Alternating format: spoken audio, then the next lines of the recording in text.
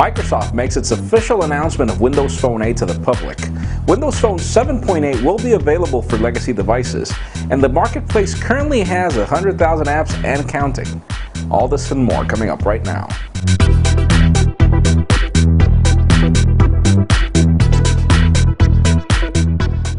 Hello everyone, I'm Jaime with PocketNow.com and welcome to Windows Phone View, the show where we wrap up all this week's good and bad inside the world of Microsoft's Windows Phone platform. Now, this week we're starting off a little different because we usually begin with Android Revolution, but there are so many good news with Windows Phone 8. Let's start this week off with what's good.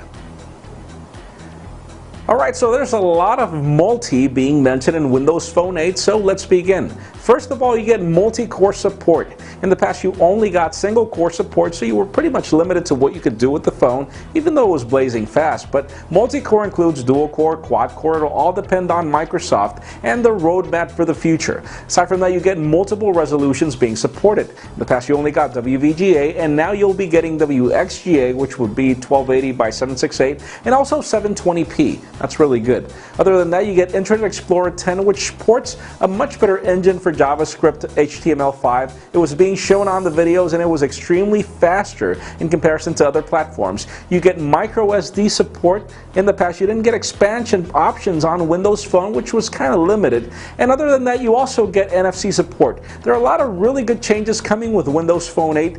Probably one of the biggest ones that I haven't mentioned is the new start screen. In the past, you were pretty much stuck with just two different types of live tiles, but you couldn't determine which ones were bigger or smaller. Now you'll be able to determine which ones are smaller, bigger. You get three sizes to choose from. They're all really good. Kind of a little cluttered in my taste probably, but I'd like to hear what you think in the comments down below. Tell us about it. But there's just so much to talk about Windows Phone 8 that hit the link down below with the description. It'll give you all the details of everything that's being launched with Windows Phone 8 as of whenever they get it launched, and that's probably what we're going to be talking about in the bad section.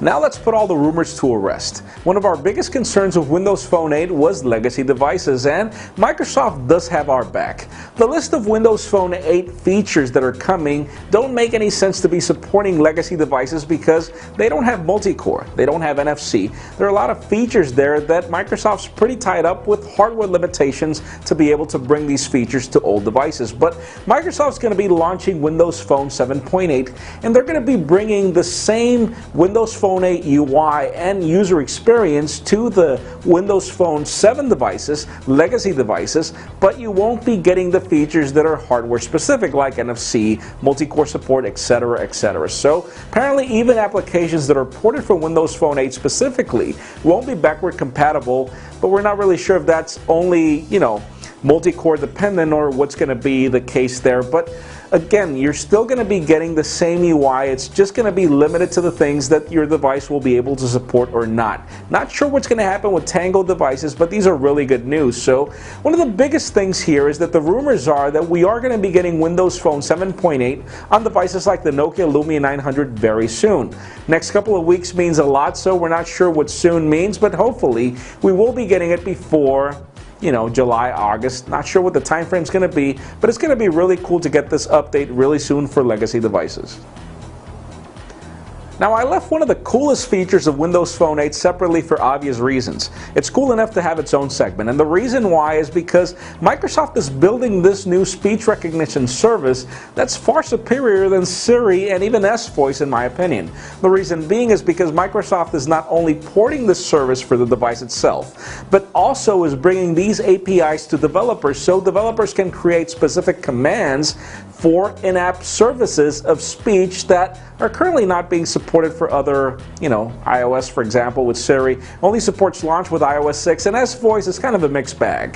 Microsoft is bringing this service, and we haven't really seen it in action other than within the demo, so it's going to be really interesting to see how Microsoft plans to handle this, because obviously there is a new type of multitasking coming to Windows Phone 8, so not really sure how you're going to be able to control music on a separate app like, for example, Spotify, with their specific commands, and having that not come in conflict with other commands with other applications. Time will tell, but again, it's really cool to see that Microsoft is really changing things here, because definitely those APIs are going to be quite useful.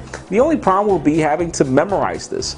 I hope that Microsoft figures out a way for this to be artificial intelligence, for the device to actually learn the commands that you bring and not necessarily focus on giving you specific things that you'll have to memorize, but time will tell. Now, there are two different integrations coming with Windows Phone 8 that are definitely unique. First of all, Skype is going to work as it should. You'll now not be able to tell the difference whether you're getting a Skype call or a typical voice call coming from your device. Now, not really sure how they plan to make things happen whenever you want to make a call for you to be able to select within Skype or the phone line. I really hope they make it better than Android, for example, where in Android you have to be selecting where you want to make the call from. I hope it's a simple switch within Windows Phone and you can actually just switch it back whenever you want something different. Not sure how that's going to happen, but hopefully that's going to be really cool when it comes out. Another interesting note coming out is the fact that Nokia Maps and Navteq are pretty much going to be the new map service coming to Windows Phone 8. So we will be getting turn-by-turn navigation natively. You don't require a Nokia phone from now on to be able to have this service. Not sure if that's coming to Windows Phone 7.8, but hopefully that will be the case. Now, obviously that means that Bing Maps is gone. I'm not sure why Microsoft is canning it and not bringing turn-by-turn to Bing Maps, but interesting to see those kind of joint ventures. Whenever you least expect it, you'll be hearing the voice saying, hey, we just bought Nokia, but why not? They just come out with their Surface tablets, so why not? And speaking of Surface, let's end the good section talking about it. Microsoft is finally launching another product, like they did with the Zune. No comment on that one. But like they did with the Xbox, now we're finally getting a computer from Microsoft. And it's going to be called the Microsoft Surface. Not the old table, this is going to be a tablet, but it's going to be a really unique tablet because first of all, you're going to have a cover that's actually also a keyboard.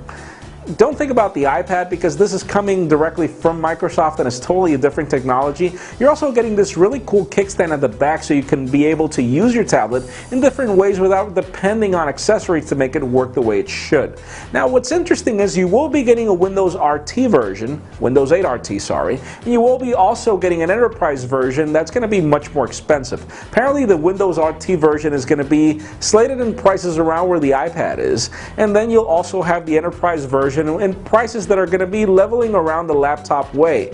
Kind of interesting because this is pretty much a new form factor for a laptop if you could consider it. Not sure how Apple's going to react to that with their future iPads or whatever, laptops they release eventually, because probably my biggest concern with Microsoft is launch dates, release dates. You never get them, they take months to happen, and they give competition a good heads up on what to do. And honestly, this Surface device is really cool.